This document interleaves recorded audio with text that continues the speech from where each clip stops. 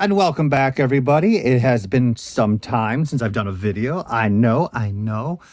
The world demands I do physical labor. What the hell? I know, right? So, in general, I posted the last video, the Star Wars one, which I was like, I'm going to ramp up a little bit of the editing skills on this. I'm going to make an actual decent short video of a completely unknown Star Wars product from the early 70s. There's nothing written about it. No one even knows about it. I'm the first person to reveal it.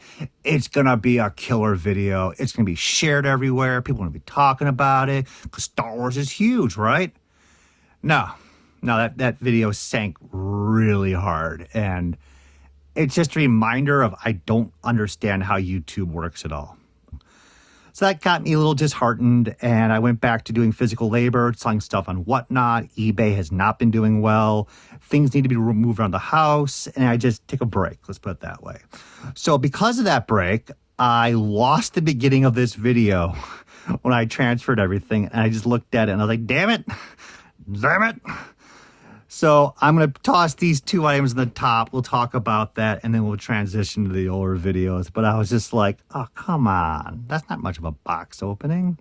So we'll jump into two fun things first, and then we'll get to the regular video.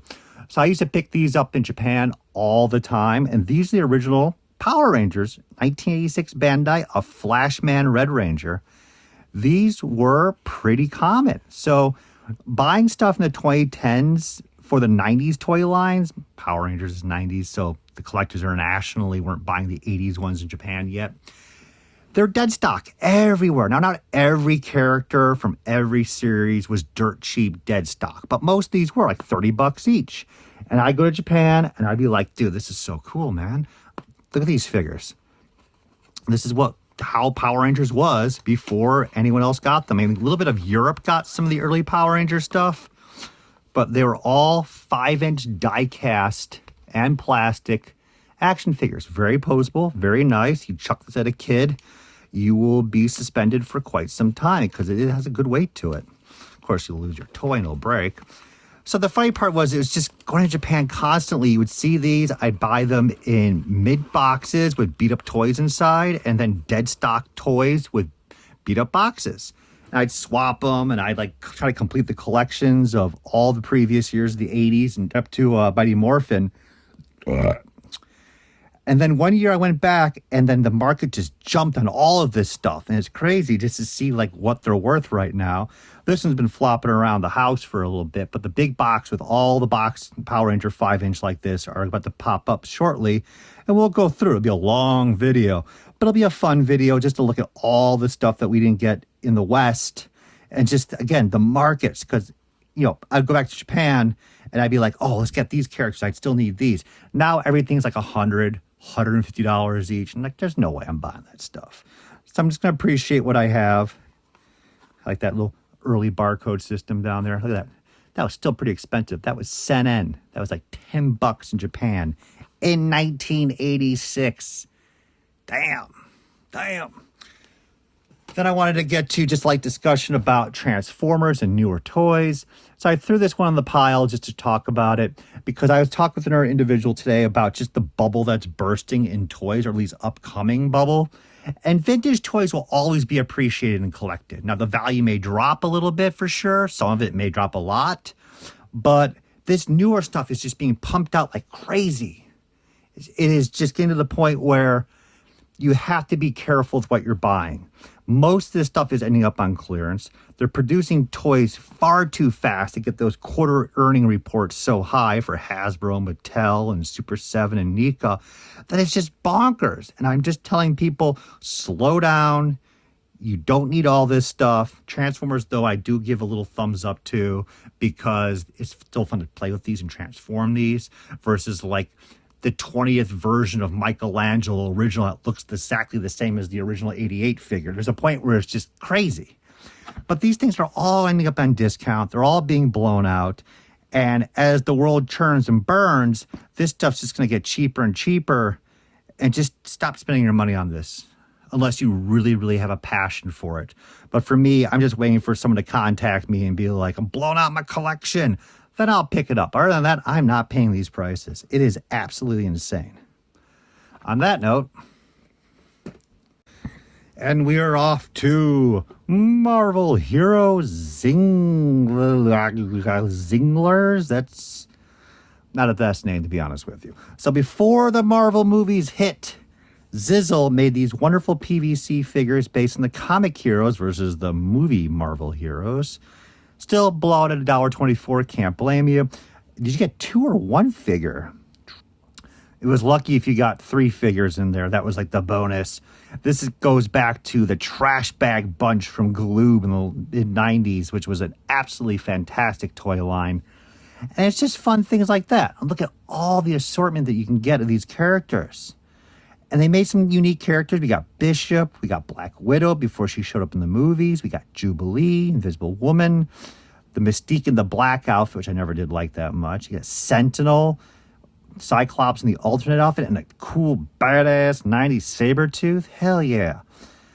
So these were just the fun times. And Zizzle from 2005. Oh, Zizzler's Power Game with your friends. And that was at the time where everyone was incorporating a game into their toys, which, if you think about it, for their perspective, it didn't cost anything and creates more involvement with the characters. But to create a game that was so worthwhile, just, it doesn't happen. So I don't think Zizzlingers had any interest in that aspect other than just being action figures. So there is an entire second series of figures that were never produced. They got so far to the final production samples. You could have bought the entire set of unproduced figures from China in around 2006, 2007 on eBay for like $50 for all the characters. I think it was probably 24 of them, which was nuts. And it was a great line, but it's just one of those things where maybe it just didn't sell well, hence going back to the $1.24 clearance tag. But still a wonderful piece. I remember buying tons of these on discount. We just dropped them all at one time in the sink and just it all bubbled up. And it was just fun, more superhero figures that are lost to time that almost few people remember. Oh, that is it. So I was talking to a friend about this other Marvel figure that's lost to time. And we were planning on, like, we would be the only people to have these after all these years. You know, years in the future, and how much they'd be worth, which of course now is nothing. But lo and behold, the edibles Spiderman. You can play with your food. And since it was on the side the whole time, it just, the gel candy just gooed off into the side. Just, oh, look at the silhouette of his eyes. You can barely even make them out. He looks kind of cool though, actually, now. But yes, this was meant to be like an action figure. I think there's a little accessories down there. I mean, who is still going to have this packaged after all these years? Let alone who's going to want this packaged after all these years? 2006. There are larger ones that were made by the same company. They're like twice as big, and they are full figures with accessories, and I wonder where that is right now. But just, oh, it's a displays action stand. So yeah, that'd be nasty after all these years. Bet you guys didn't know that was made. So now we're off to some ToyBiz stuff, and this looks like some interesting stuff I was sitting on. We'll start off with really? Because we have a Comcast, which does all our internet, which is a terrible company in the area. So it's like Comcast. I completely forgot about this guy, to be honest with you. Mutant hunting hovercraft. Actually, that's pretty damn sweet. I want a mutant hunting hovercraft, right? And after all that, they gave him a hovercraft. They gave him this little pea shooter gun, and that's it. He should get more than that. And this is at the point where it was weird. Like, they have all these main characters they've been working on for X-Men. And then they're bringing out some of these oddball, Kill Spree, Comcast, Extreme. They're getting a little wanky. Look at Slayback, remember him? They had so many other characters that they make action figures for X-Men. But they just started diving deep into these weird characters there. Everyone was like, what? What? I'll say, what? And here's one of them. So still happy they made them. You know, just more figures the better. But also kind of like, who are these people? But anyways, I digress. I love my X-Men. The market's getting stronger on this stuff, but we still don't see characters like this hitting more than 10 to 15 bucks, which is fine. So I'm keeping one of each of these, getting them all amassed in one section of the house. But yeah, I still like them, but I'm just going to keep the early stuff from like that series package. I'm going to try stay away from some of these oddballs you'll see in a moment. So we have the Blob. That is one big ass figure. Damn. Rubber blubber belly. They give him meat, just food to eat. No guns, no weapons, nothing. Just here's some meat sticks. 3 for $10. Look at that. Gosh. I mean, they're not worth jack right now. This is probably like 12 bucks right now. But it's just the fact that the action figures, 5-inch action figures from Marvel, were 3 for $10 at one point. That is just nuts. That is just so cheap. It's ridiculous. Wonderful figures. The 2009, they kept pushing that stuff, and it just didn't do that well, as you can see now. Spider-Man, of course, because of the Spider-Verse film. Never finished it. And a couple of key characters. Sunfire was pretty cool. The Wolverine and the Fang outfit. Yeah. But yeah, fun stuff. Going to keep one of each, just as long as I trash cards. Web Trap. So we knew, as in the rest of us collectors, that we hanged out with each other at like the early 2000s and so forth. We all knew like this was the final series of Spider-Man. Funky, cool, future Spider-Man. The monster Spider-Man was really obscenely neat. And these are great figures. And it's the finale is towards the end. We're at 1997, 98 era. So we felt that these would be a great investment. You'd pick them up at the Comic-Con shows. They're still tough to find. But like $5, $8 each. And we've like, this is going to be good money in the future. And guess what? We were dead wrong. Because the superhero market's like that. It's just, it's collecting, it's a different beast in the collecting world versus like Transformers and Star Wars and G.I. Joe. And, you know, that's the way it is. But it's okay. It's all good. This is a pretty interesting looking figure. Giant whiplash arm. The whole series is just wacky. But it's a keeper. I would be surprised to see what its value is right now. I have not looked up any of this stuff in years. And you don't find those later series figures still. They still are rare. You see all the other X-Men I just showed you. Much more common. What the snot happened there? Look at that. Whole thing got melted. Is that crazy? Maybe you're trying to escape out of the package. So yeah, back to what I was saying. Here's Calaban. Who's Calaban? No idea. Is that a... Oh, man, we got a Kitty Pryde trading card in the back. The whole thing's melted, too. $3. Yeah, I mean, I have a loose one already. With the condition that it's in, even though it does have a Kitty Pryde trading card back there, which is like, gotta keep it, but I'm not. Still funky stuff. Probably worth like $5, $10. I mean, you go to Whatnot, which I've been just mentioning I'm on right now. A lot of people are just dumping stuff on there, like those X-Men. People are stacking them up and are like, I'll take, $5 each, buy $6, $30, ship them out of one box. It's crazy. It's crazy. Here's an early Doctor Doom with the now tinting yellow bubble and a curved card. God, I can't remember vaguely seeing these in the store. They were completely different looking. Like they were just, as a kid, you knew that they just looked cheap. Even though they're from 1993. Damn. Not all of them look cheap, now that looking at them. Some of them were pretty neat. When the X-Men came out, that was the big change. This card got sliced. So I'll let this go. It's probably worth what they were asking 15, 20 years ago. Ooh, the Carnage. When this figure came out, it was pretty exciting. Like, Carnage was still somewhat of a new character. Venom was already established. And it was just nice. It was so nice to get so many new characters that no toys were ever made of before. So many Marvel characters had toys going back to like the 70s, like even the Spanish PVC figures, and then you get Carnage finally. So it was nice. It was nice. Look at those early days. And of course, I know it's based on the cartoon, and they're going like what characters will show in what episodes of the first season. But Smythe was he was a weird one. At least they made him more imposable than the other characters, though his paint deco was much less. But he was also like the peg warmer, obviously, because look at all that lineup. How could you compete? You couldn't. Lovely stuff. I'm not going to go heavy into Spider-Man, but it would be nice to have a couple of the key characters from the first series like this. Oh, look at that.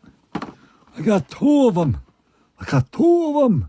Clearly, I had a mental issue to pack away two of them. But the market is up. I'll keep this one, and we'll sell this one. We'll just hope it's worth more than $6. The old prices of, like, by the late 90s, early 2000s. Oh, I remember Stealth Venom. There was a variation where the all black one with light stealth clear parts, and there was like an all clear one. I think this one actually ended up being the more difficult one. I forgot how that laid out mentally. It's been a while. But it's kind of crazy that the more common one would be the clear one when they would like to actually have him be seen and painted for the nice, wonderful sculpt that he is. I always do like it when they go special collectors series. So nobody was really collecting these actively in the 90s, which is just a great phrase to say by itself. In the 90s. But it's crazy how nobody collected it then, but they always say special collectors series. And then now they expect you to collect everything. Lovely setup. Tombstone was nice. Man, Spider. Oh, that was just wonderful. The play set. Oh, yeah. At this point, I was old enough where I was in high school, so I can at least appreciate these things, but I wasn't buying them in mass or anything. You just walk in the store and be like, that's a really cool play set, but you wouldn't pick it up. Probably worth about $15-10. It's just one of those later ones. Holy crud. These were just insane. The shapeshifters. So there's a couple series, I think this is one of them, that's much more uncommon to find. And they transform into wacky things at times. And I like transforming toys, and that's why I have them. I should just let this stuff go, to be honest with you. A loose one will be fine, but it turns into a flying horse. Why not? Why not? They're just terrible. This one actually comes out to looking actually pretty nice. The American Eagle Captain America is just, I mean, ToyBiz just picked a guy at random probably at the offices and said, you're going to go design some of these transforming figures because Transformers are still pretty hot even after all these years. And they created some of the most worst designs ever for transforming toys. They should get their own award, to be honest with you. It's just so hideous. I like to see how much these things are worth. But yeah, the flying horse. Because they have to utilize the wings, the cape. You know, it works out that way. Still, this one was the best of the group, it looks like, for that series. Again, probably $10. Let's go hit the other ones. We have it's Hawkeye. He turns into an armored hawk. That's how they get away with it. Versus like Animorphs, they try to actually have like feathers and wings and kind of looks like a bird and a human. They're like, screw it. We can't do that. We're going to have to call it an armored hawk because there's just too much of Hawkeye in there. This is horrible. I will show you the images to the right of each transformation. It is just so sad. And they probably, like, after these were produced, they pat each other on the back. They're like, good job, Greg. This is a great line. You designed it. It's beautiful. It's going to sell so well. And I bet you still sold well because they clearly made a couple of these series.